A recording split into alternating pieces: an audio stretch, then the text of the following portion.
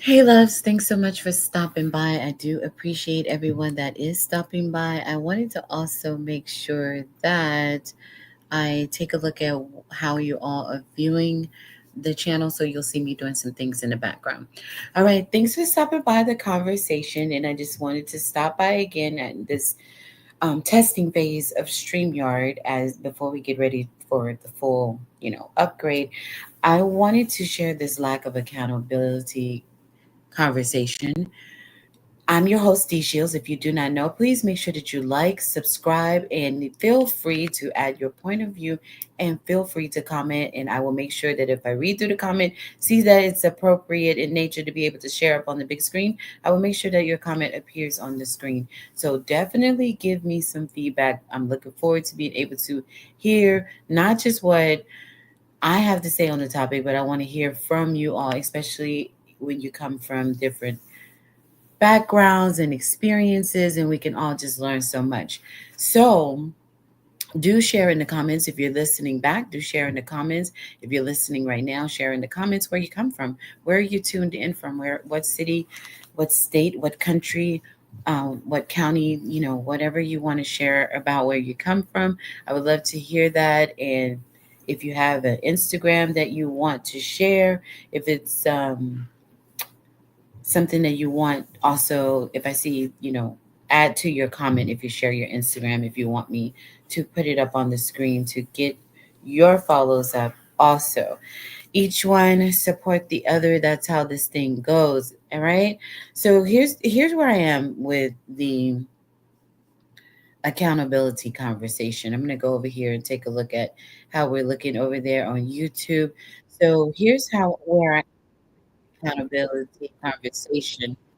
Sorry for that feedback. So I just saw something that kind of was the beginning of where I wanted to go. I will start it make this the beginning of where I want to go with the topic, but what happened, and yesterday was a little bit more personal, but just an overall right now of what happened. I wanted you first to go into something that I saw and I went, that's another moment of lack of accountability. So in our nation here in the United States, we have the screen on the courtroom where the now president, once again, of the United States, Donald Trump, is doing the sentencing is set in the courtroom, and he's has a virtual appearance going on, and it was his turn to talk, and so the media was covering some of the things that they were hearing, the feedback that was coming, because again, in a New York courtroom there's no cameras in there, so we're just kind of getting feedback as to what's happening inside the courtroom. On different platforms, people are sharing, and different media stations are sharing what's being said. And for you, if you do not know, the president of the United States had a trial that was going on, that he ended up in court while he was running for president in 2024. And now we're here in 2025. This is official sentencing for it, the hush money trial. So you could go and do your due diligence and research if you want to learn more about that, Donald Trump and his hush money trial. So what they've come to the conclusion is that he will be sentenced, he will be convicted. He did make an appeal to the Supreme Court, and they came back this morning and said, at a 5-4 vote, that no, we're not going to get in the middle of this. We're not going to stop this sentencing hearing that was for today, which was what the attorney team that Donald Trump has.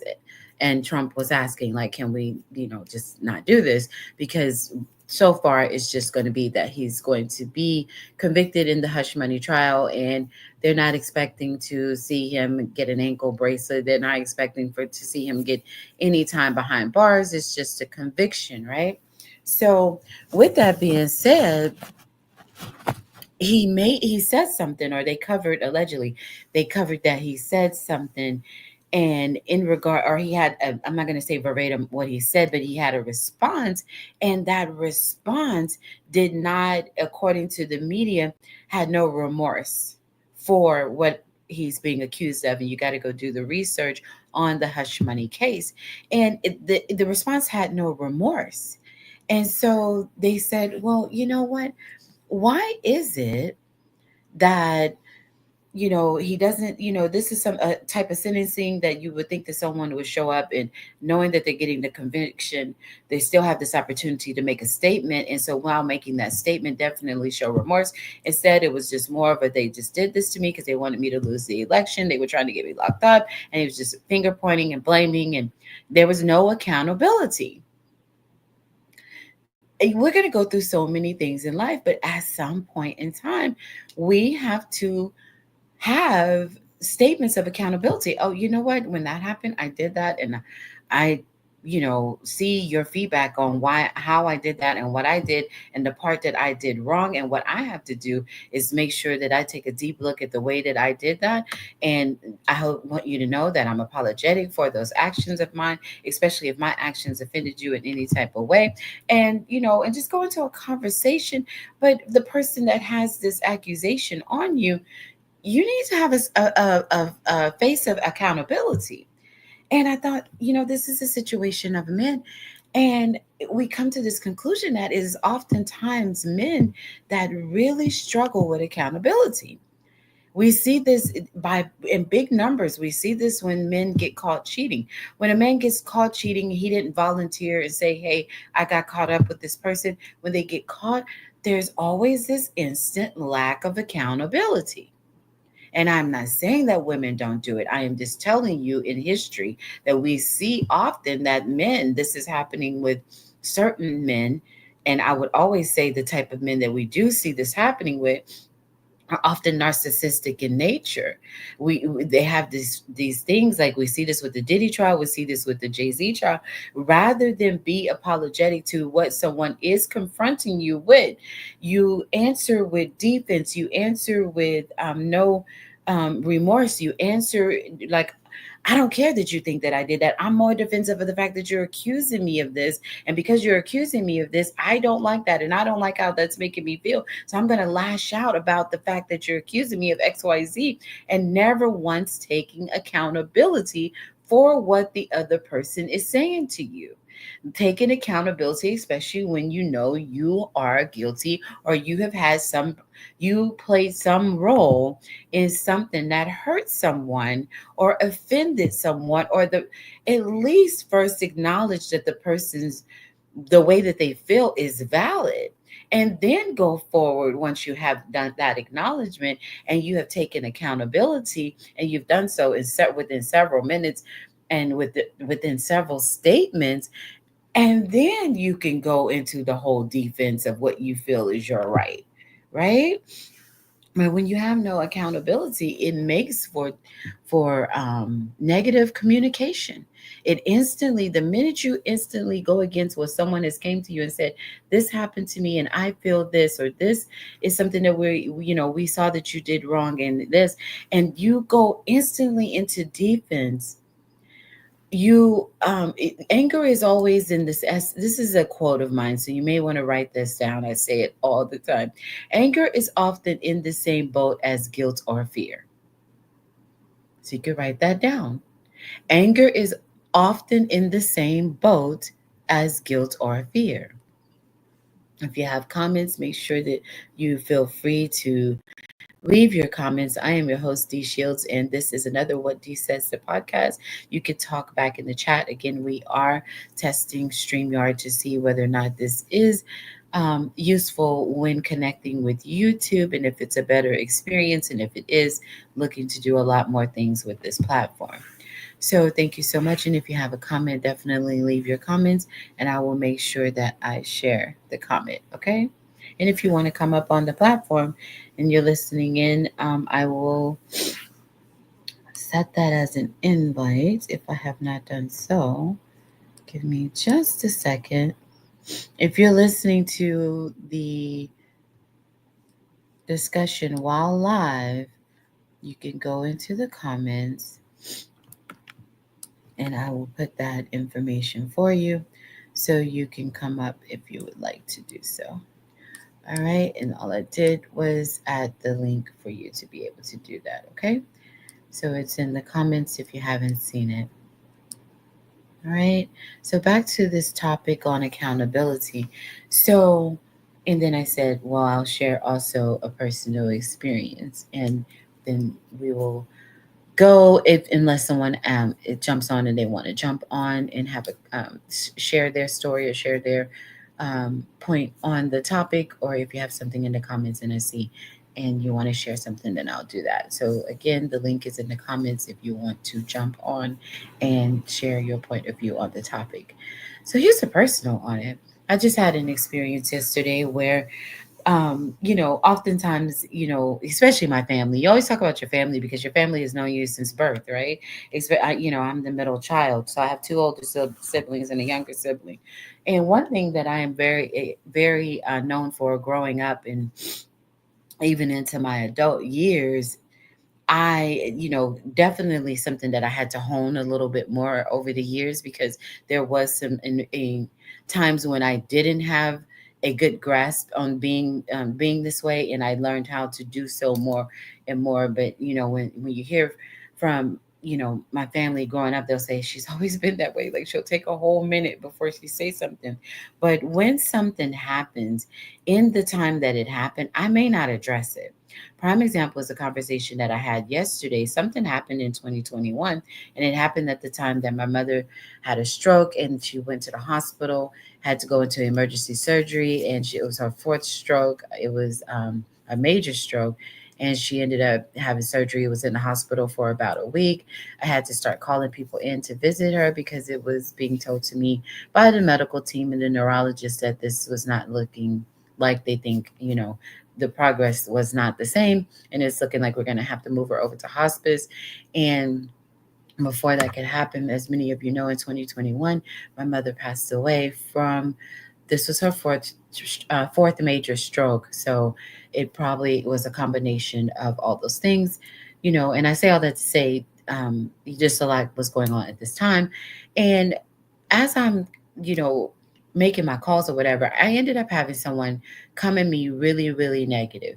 And like instantly as the phone call began, just went into this yelling match of cursing and just talking crazy and just saying all kind of stuff. And the timing was inappropriate. It was everything about it because mother had made me the power of attorney. So I'm trying to go through and do all the things, I'll talk about that at another time of how very planned, well planned my mother had everything, going.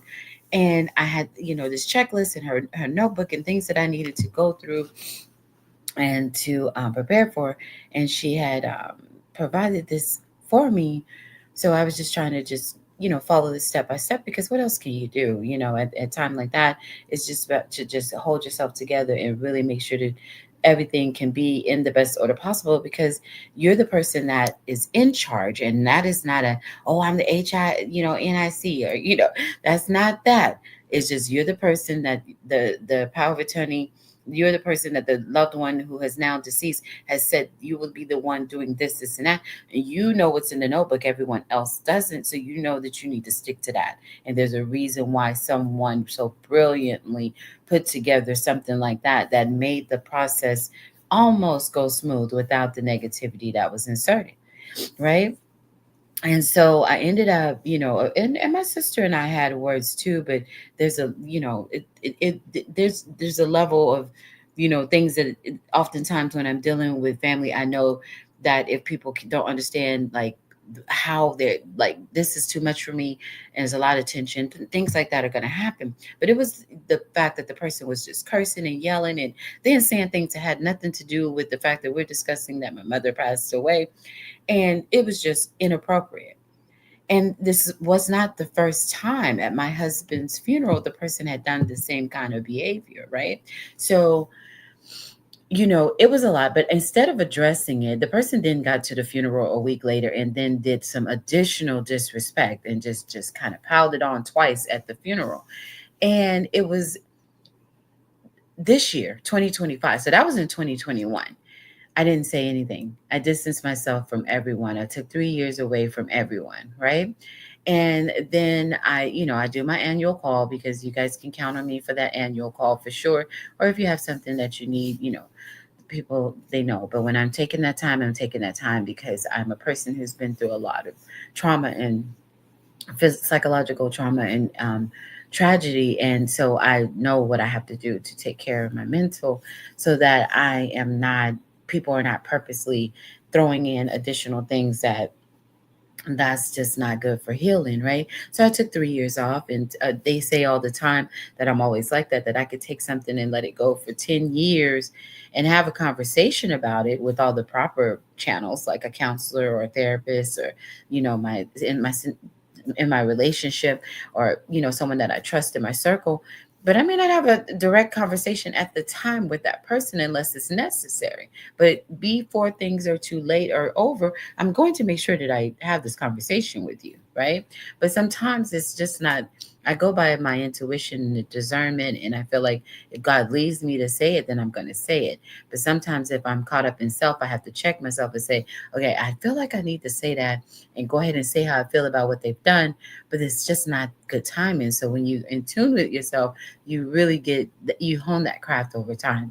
So anyway, this year came, and so yesterday was a day when I returned a phone call that I had missed about a week ago, and I returned a phone call to this individual. In the voicemail that the individual left, there was no accountability. And so I took some time, a couple of hours after listening to the voicemail, and really just addressing that, because it's always about respect for me, right? And I get people, that anybody that has a tense moment with me, you're given something, because it's not my demeanor to go with tension and drama. So if there's a tense moment, then there's something that you're putting out, right? So a week later after that, voicemail, then I said, well, there was no accountability in the voicemail. Let me go ahead and be the one to make the call. So I did so. Now, the individual, I don't even know you to be out and about and traveling. So the person was traveling, and they happened to be in, in a situation with California, but they weren't there at the time. They had already left California and said that they left before the fires. So technically, that wasn't really a trauma, also, because people that were actually in the line of the fire, that would be the trauma. So I don't want to give people excuses that are not needed. So we begin the conversation, and there's still no accountability. So about 5 minutes in the conversation, after the cordial greetings, I then brought up everything that happened. The first thing that the person did was very much what we just saw this morning in that courtroom. The first thing that was done was, I didn't do that. I didn't say that. That didn't happen. You're the one that's saying that. I would never do that. That's not my character. That's not the way that I am. And instead of saying, your how you feel is valid and this matters, and if I did do this, I really apologize for it, because what I know for sure is that I don't remember that I behaved that way, and I apologize that I did that, especially at that time, because I know that that would have been a devastating time for you and for I. None of that. The lack of accountability statements that were happening was, I didn't do that, you're just making this up. And then there we go. I don't lie. So if I don't lie, why would you then say that I'm making this up? That I have no, when I come to someone, I'm having a direct conversation. I'm known as a realist. We're just talking, we're calling a thing a thing. Anyone that knows anything about me, you know that this is what I do. So I'm going to call a thing a thing. So there should be no reason why you are having an issue with me saying this happened, because when you know one's character, then you know they have no reason to tell you something. Treat people with the character that they are, especially the character that they are by the majority. Anybody can have a bad day, anybody can have a bad moment, and I'll give you that. The reason why this person wasn't given my grace this time around immediately, we got to a cordial ending on that conversation after some major tension for hours. We did find an even ground to walk away from the thing on. But it was interesting in walking away. The person's boundaries was that, because once they started cursing me out this time, then I was like, I'm going back at you, because that sailor mouth gonna get caught up. So I go back at you, and it was interesting that the person was now offended that I was cursing, which that was the very thing that offended me when I was telling you about everything that was going on. Hours after sitting with the coroner, identifying this is, yes, my mother, and she's, officially passed away at this hour. I just left the hospital doing all of this by myself. sitting all night with her, waiting for what they said could possibly happen of her passing away, going back to the hotel because she was doing okay off the ventilator for a few, go back to the hotel, try to get a little bit of sleep. 2 hours later, wake up and have to be called right back to the hospital that she didn't make it. We're not going to hospice. She's deceased. A lot going on there. You cursed. But now, when I bring up a curse word in the conversation, you have boundaries. But what I did was took accountability yesterday. Okay. I shouldn't have cursed. I had no idea that women cursing at you is a boundary for you. And I'm going to make sure, even though, if I'm in a tense moment, I may say a curse word, but what I'm going to do is I'm going to take accountability. And in this conversation, I'm not going to use them since I know that that's a trigger for you. The responses, we went to forward, but there was a moment in the response that I heard where something that's often done with me. Oh, since you just know so much about psychology, I don't know why people do that. When you see someone has a strategy that they're able to use and they're using words that you're familiar with addressing and attributing to the subject of psychology, you don't have to, do that. But that is often done to me. I look past that and said, no, I'm just making sure that I respect your boundaries.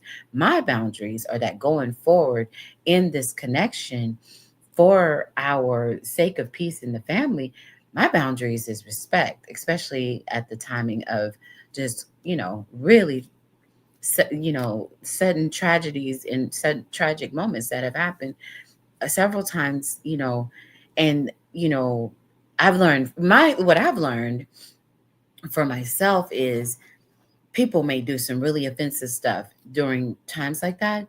So making sure that I'm cutting off communication until I'm past that is a strategy moving forward for some real peace. That way people don't do to you what shouldn't be done, because you can't teach etiquette in certain situations. That was something that my mother taught me, and that my grandmother taught me, my father taught me. So if everyone doesn't have that, let them be them, right? Like, so I have to worry about what can I do to make sure that does not happen again if I were to be caught up in a scenario of a serious time and I going through and I need to take care of my mental.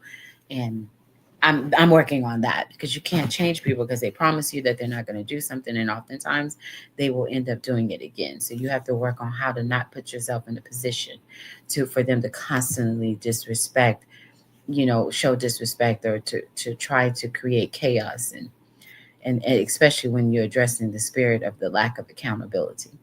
So that's the two things that I had on the topic. Share in the comments if you're watching later. I'm your host, Dee Shields. Thank you so much for coming by. What Dee Says, the podcast, you can share. I'm sorry. I'm going to share this on the podcast link on YouTube also. So you can just click on there and all the different podcasts that are available. Thank you for watching this. I appreciate you greatly for watching and being willing to listen all the way through. And I look forward to your feedback. Please follow, subscribe, follow, subscribe, please, to the channel. I definitely appreciate all of your support and the new subscribers. You are very welcome. Looking forward to connecting with you again.